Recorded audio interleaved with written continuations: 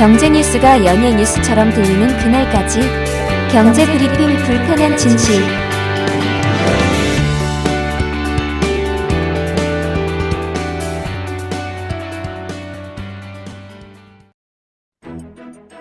경제 브리핑 불편한 진실 12월 15일 브리핑 시작하겠습니다.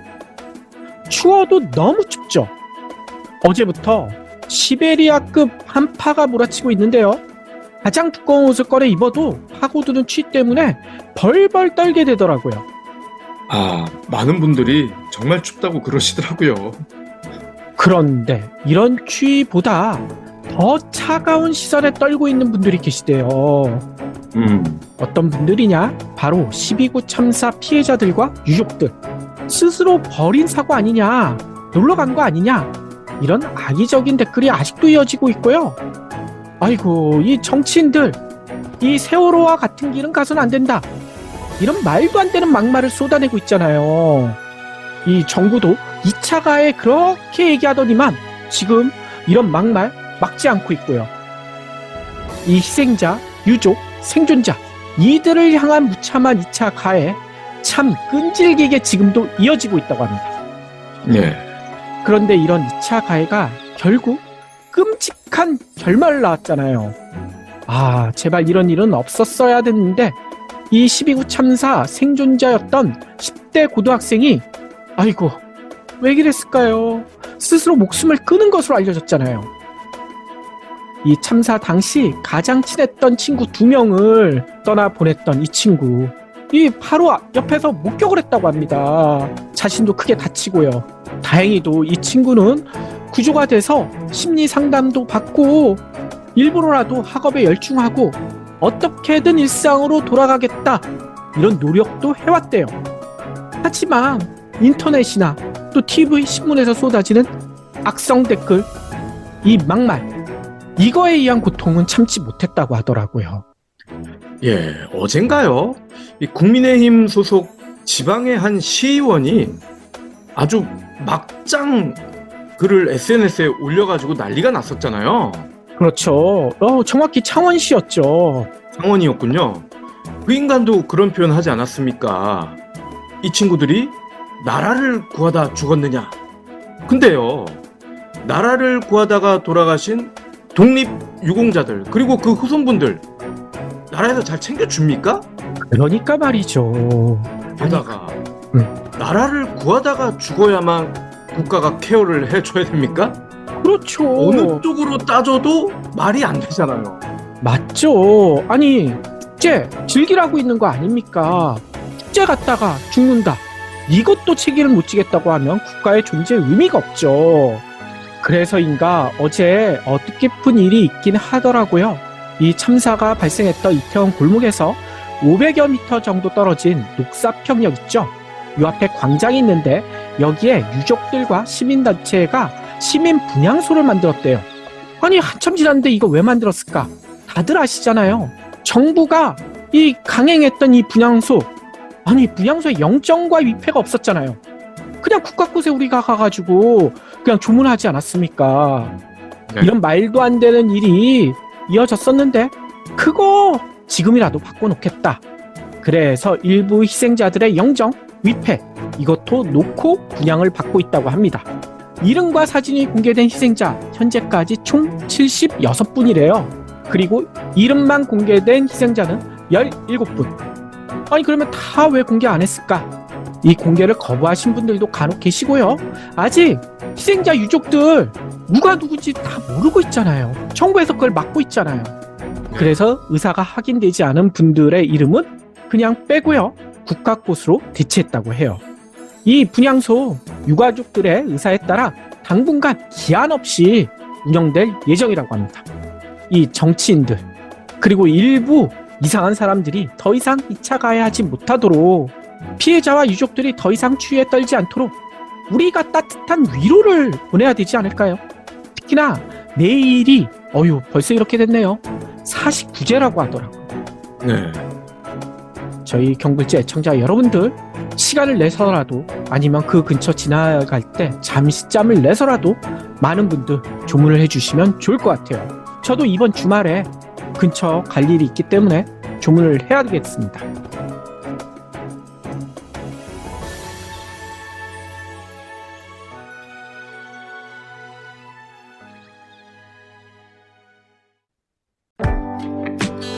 대다수 영양제 브랜드는 하나의 제조업체에 모든 품목의 생산을 맡깁니다. 비용을 줄일 수 있거든요. 국내만 해도 수백 개의 외주 제조사들이 있습니다. 그런데 업체들마다 잘 만드는 품목은 다릅니다. 비타민에 특화된 업체, 오메가3의 강점이 있는 업체는 다 달라요. 그래서 브리오는 각 품목을 가장 잘 만들 수 있는 업체에 일일이 접촉해서 생산합니다. 브리오 품목 수는 현재 14개지만 거래하는 제조사는 7곳이나 되는 이유죠. 다만 이런 과정을 거치면서 원가가 다소 높아져 소비자가도 덩달아 높은 편이긴 합니다. 하지만 똑똑한 소비자들은 금방 알죠. 처음 보는 브랜드지만 먹어보니 괜찮네 하시거든요. 그래서 재구매율이 높답니다. 브리오 비타민, 오메가3, 루테인을 포함한 14개 제품은 브리오 공식 쇼핑몰에서 만날 수 있습니다. 네이버나 카카오에서 브리오를 검색하세요.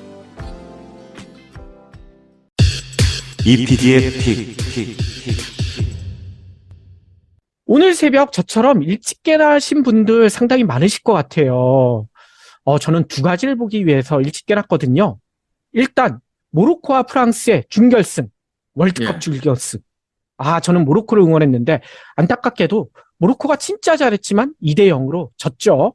프랑스가 잘하긴 잘하더라고요. 반면에 모로코는 운도 없었고요. 또 한 가지 이 경제 이야기인데 미국 연방준비제도가 오늘 새벽 우리 시간으로 4시경에 이 마지막 통화정책회의를 열고 그 결과를 발표했잖아요. 네.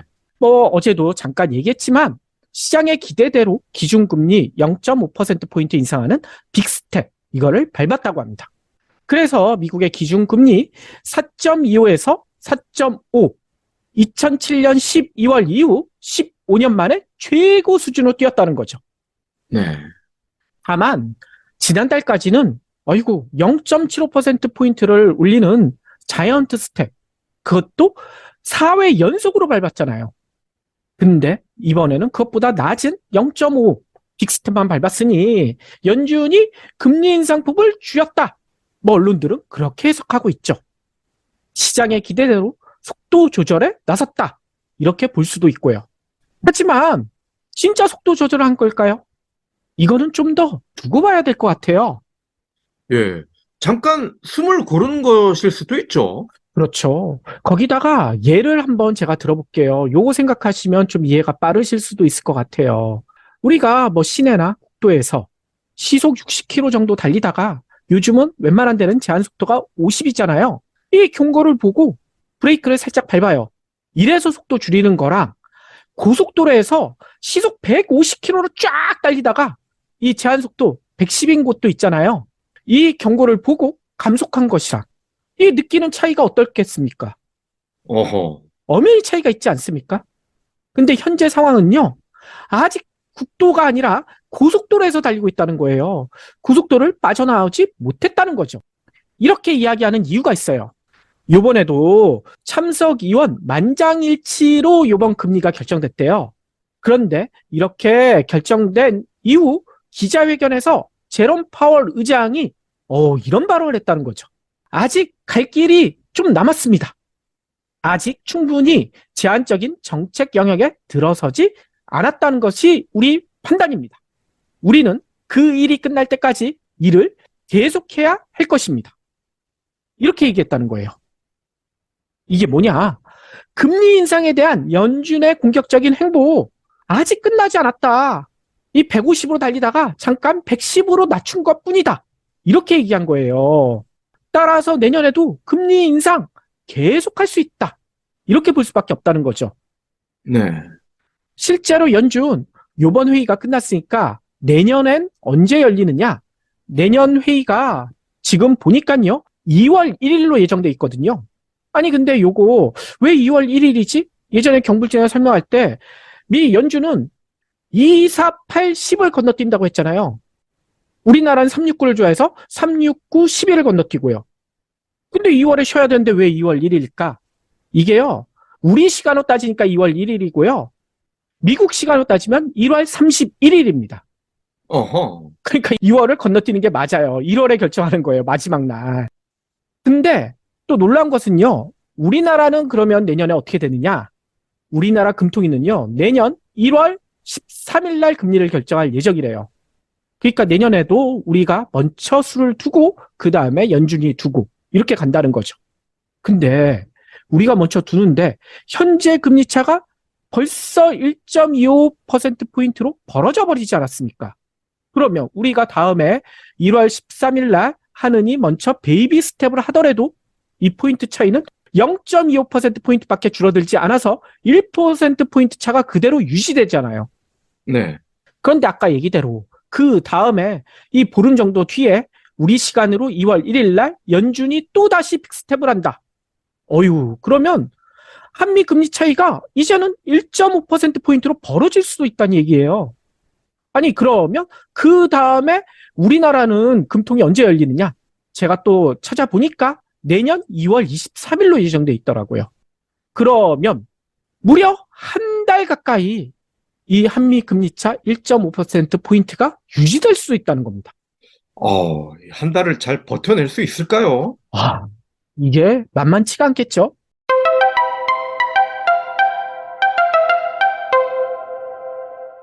아무튼 다시 미국 쪽으로 돌아와서요. 내년 금리 인상에 대해서 파월이 이런 얘기까지 했어요. 금리 인상 폭은 들어오는 데이터에 따라 달라질 것이다. 이렇게 얘기했거든요. 이게 뭔 소릴까요?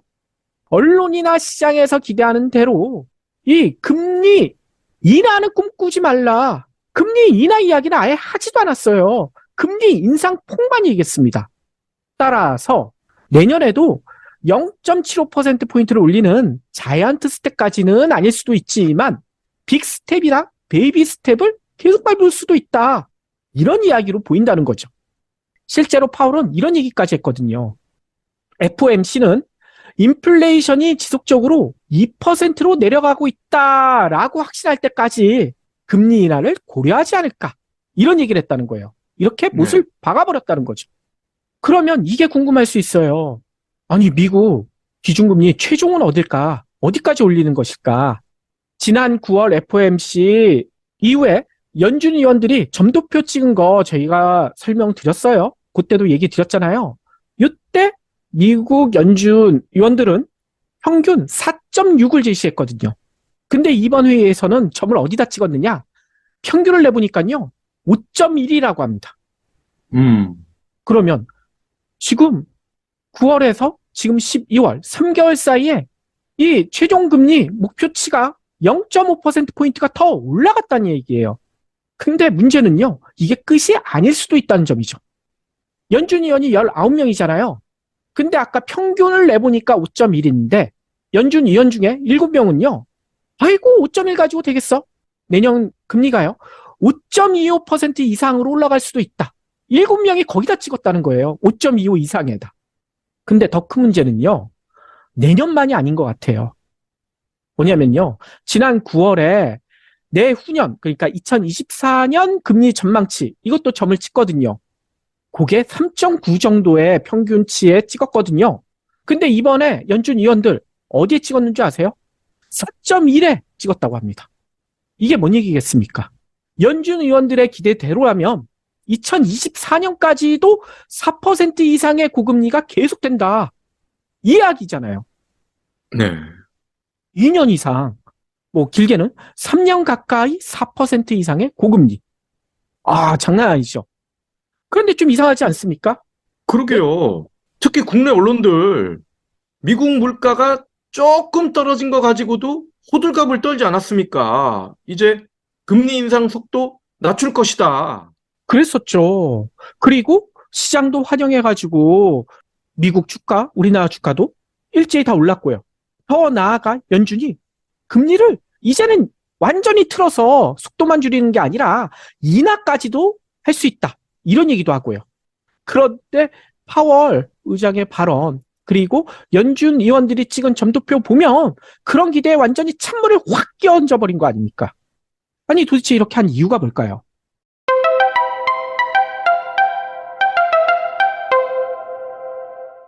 어제도 잠깐 얘기 드렸잖아요. 미국의 11월 소비자 물가. 이게 7.1, 언론들 그리고 시장의 기대보다도 더 낮은 상승에 그쳤다. 그리고 상승폭도 5개월 연속 둔화됐다. 이 소식을 전해드렸었는데 이때도 말씀드렸잖아요. 맞다, 낮아진 건. 하지만 7.1이 낮은 수치냐? 수치 자체는 너무 높지 않느냐? 그 얘기를 드렸잖아요. 네. 이 150 달리다가 110으로 살짝 줄인 것뿐이잖아요. 근데 110, 이 속도 장난 아니잖아요. 그랑 마찬가지란 얘기인 겁니다. 이 연준의 물가 목표 누누이 얘기하지만 이거 바뀌지 않았어요. 연준은요 늘 2%대 물가 목표를 가지고 있거든요. 근데 7.1, 아직도 3배가 넘게 높잖아요. 따라서 목표에 도달하려면, 연준이 세운 목표에 도달하려면 아직 갈 길이 한참 남았다. 멀었다는 거죠.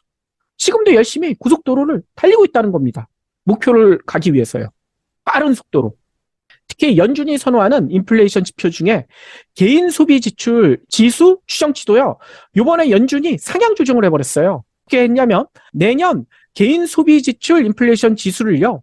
원래 2.8로 예상했었는데 이번에 아이고 2.8? 이렇게 낮아지지 않을 것 같아.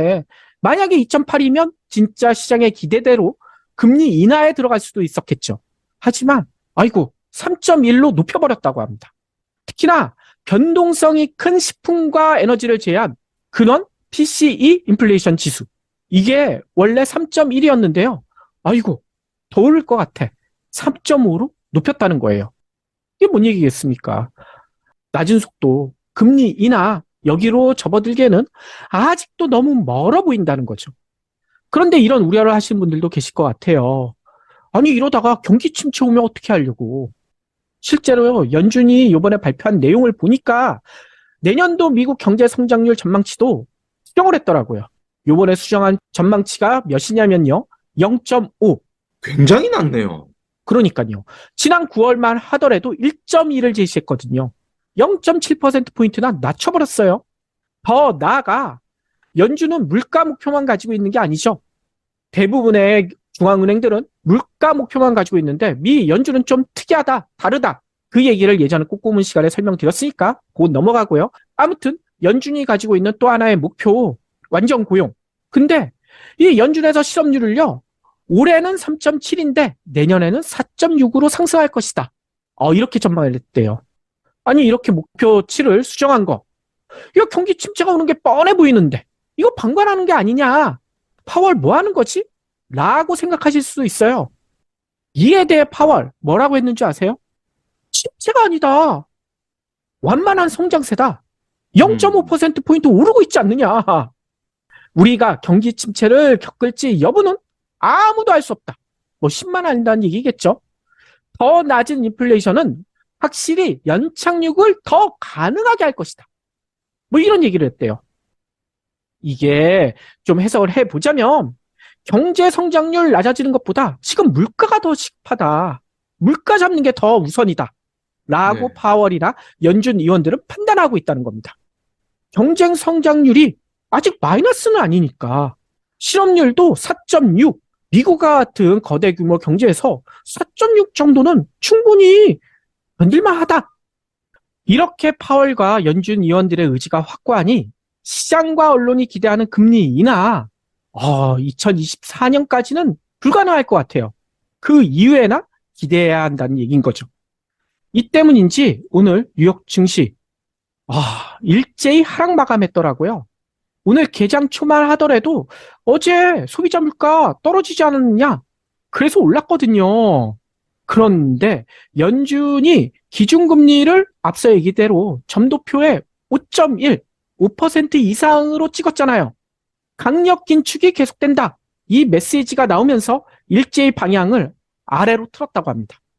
그래서 다우가 마이너스 0.42, 나스닥도 마이너스 0.76 이렇게 빠졌다는 거예요.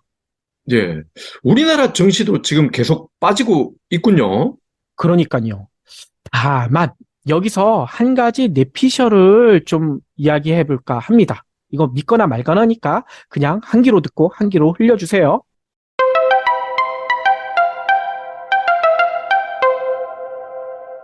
우리가 주사를 맞을 때 의사나 간호사 분들이 엉덩이 아니면 팔 이런 데 때리면서 많이 따끔해요 라고 보통 경고를 해주잖아요.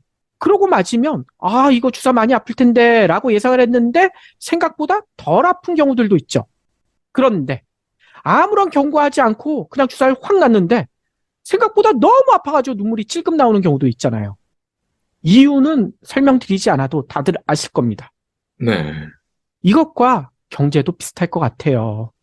러시아의 우크라이나 침공 같은 불확실성, 이거 아직 사라지지 않고 있잖아요. 따라서 내년 경제에 대해서 파월과 연준 의원들이 미리 경고하는 거 아닐까, 이런 생각도 든다는 거죠.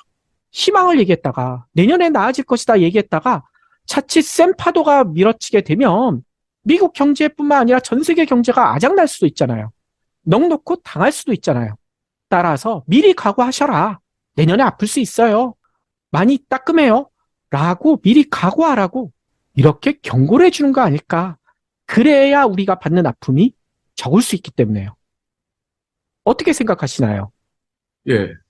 이게 저 같은 염세주의자들의 철학 아닙니까? 아, 염세주의자들의 철학. 절망을 계속 이야기하다가 조금만 희망이 나타나면 행복하거든요. 그렇죠. 그래서 오늘 시간이 너무 길어졌으니까요. 저희가 이렇게 생각하는 게 그냥 심리학적으로만 생각하는 게 아니거든요. 이 수치나 이런 것들로도 얘기할 수가 있는데 오늘은 시간이 많이 늦어졌으니까요. 자세한 이야기는요. 다음 시간에 하도록 하겠습니다.